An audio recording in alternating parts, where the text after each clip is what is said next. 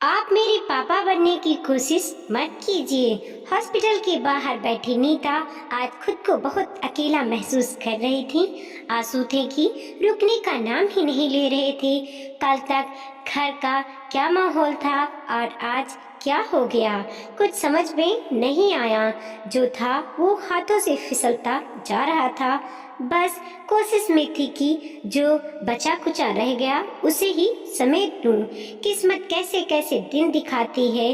कल तक नीता अपनी बेटी निधि की सगाई की तैयारियों में लगी हुई थी, पर आज आज अपने पति विजय जी को बचाने की कोशिश में जो जिंदगी और मौत के बीच झूल रहे थी। हार्ट अटैक था, पर इसका कारण था निधि का इतना कुछ बोल जाएगी उसे उम्मीद ही नहीं थी। आखिर कहाँ कमी रह गई। इतने सालों में जो कुछ नीता के साथ बीता था वह सब फ्लैशबैक की तरह उसके सामने आ रहा था।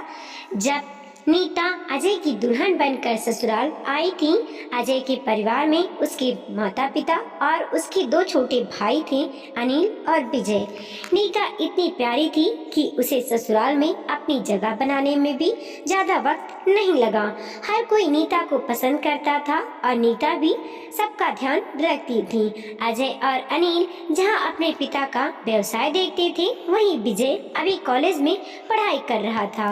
वह नीता से 3 साल छोटा था, पर नीता से अपने दिल की हर बात शेयर करता था। 1 साल बाद ही नीता एक प्यारी सी बच्ची की माँ बनी। उसका नाम उन्होंने निधि रखा। कुछ साल बाद अनिल की भी शादी हो गई और देवरानी घर आ गई। सब कुछ बहुत अच्छे से चल रहा था। अब पिताजी ने विजय के लिए भी लड़की देखना शुरू कर दिया था। अब तो नीता और उसकी देवरानी को पूरा मौका मिल गया था विजय की टांग खींचने का। आखिर देवर भाभी का रिश्ता होता ही ऐसा है। अब तो रोज ही घर ठहाकों से गूंजने लगा था। लेकिन कहते हैं ना, जिंदगी कभी एक जैसी नहीं होती। कब हंसी खुशी के माहौल में गमगीन माहौल में बदल दे पता ही नहीं चलता। एक रात अजय घर लौट रहा था कि तेज रफ्तार ट्रक ने उसकी जिंदगी को ले लिया। नीता का तो जैसे सब कुछ ही खत्म हो गया था। बिल्कुल सोचने समझने की हिम्मत ही खत्म हो चुकी थी। नीता की कोई इतनी ज्यादा उम्र भी नहीं थी और घर की इज्जत घर में ही रह जाए, इसीलिए कुछ दिनों बाद उसके माता पिता और उसके सास ससुर की मर्जी से नीता का विवाह उसके छोटे देवर विजय से करा दिया गया। लेकिन निधि जहां पहले विजय चाचा कहकर उसके आसपास मंडराया करती थी, अब वह उससे दूर रहने लगी थी। चुपचाप सी रहने लगी थी। किसी भी चीज की जरूरत होती तो सिर्फ नीता से ही कहती। कई बार विजय ने भी इस बारे में बात करनी चाहिए, लेकिन निधि ने कुछ नहीं कहा। वह अभी बच्ची है, यही सोचकर किसी ने ध्यान भी नहीं दिया। लेकिन जब नीता दोबारा माँ बनी तो निधि पूरी तरह से बदल गई। उसे ऐसा लगने लगा था कि अब उससे उसकी माँ भी छीन गई है। वह बहुत जिद्दी हो गई थी। वह अपनी छोटी बहन रम्या के साथ ढंग से पेश नहीं आती थी। चीखना चिल्लाना उसकी आदत में शुमार हो चुका था। कई बार वह उस पर हाथ तक उठा देती थी, जिससे परेशान होकर नीता ने निधि को उसकी नानी के पास भेज दिया। इसके बाद तो वह विजय से नफरत ही करने लग गई। हालांकि विजय ने नीता के फैसले को गलत ही कहा, लेकिन निधि को तो यही लगा कि विजय के कहने पर ही नीता ने ये सब किया है। हालांकि विजय ने कभी भी पिता के फर्ज से मुंह नहीं मोड़ा। वक्त यूं ही पंख लगाकर उड़ गया और निधि अब अपनी कॉलेज की पढ़ाई खत्म कर जॉब करने लगी थी। अब उसकी शादी की बात चलने लगी थी।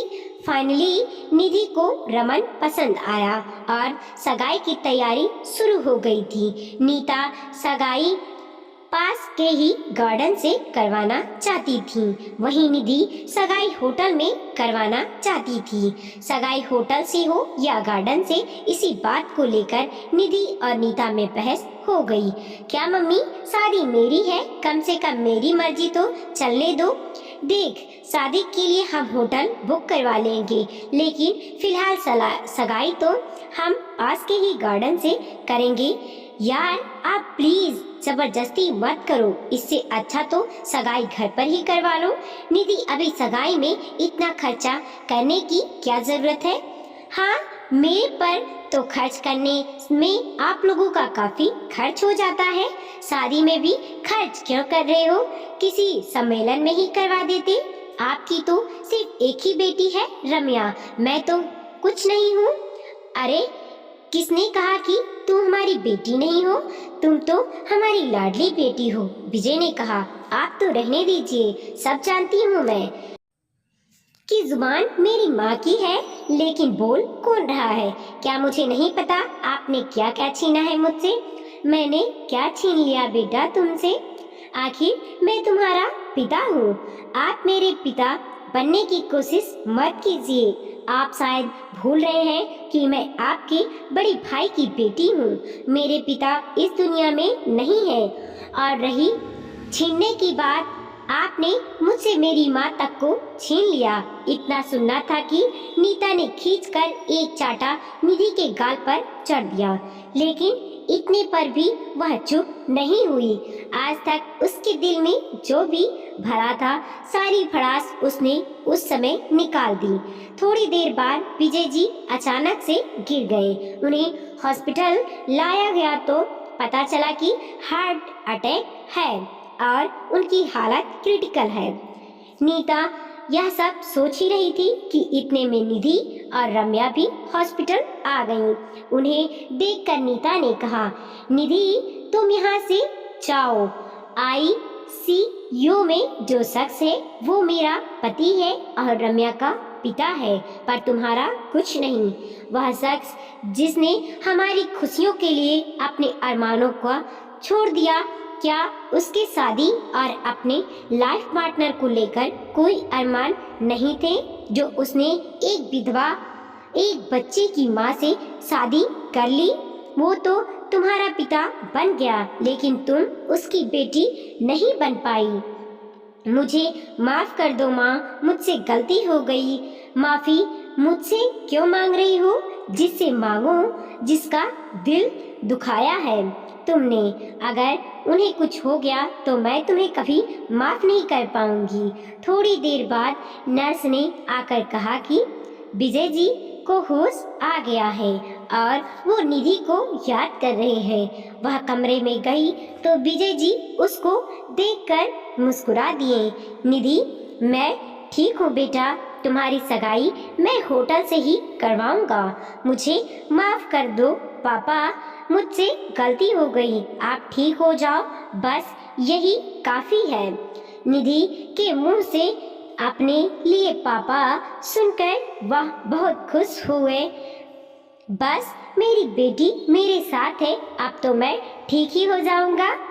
वीडियो को लाइक कीजिए, कमेंट कीजिए और अपने दोस्तों के साथ जरूर शेयर कीजिए। चैनल पे नए हैं प्लीज सब्सक्राइब कीजिए और देखते रहिए मोटिवेशनल स्टोरी।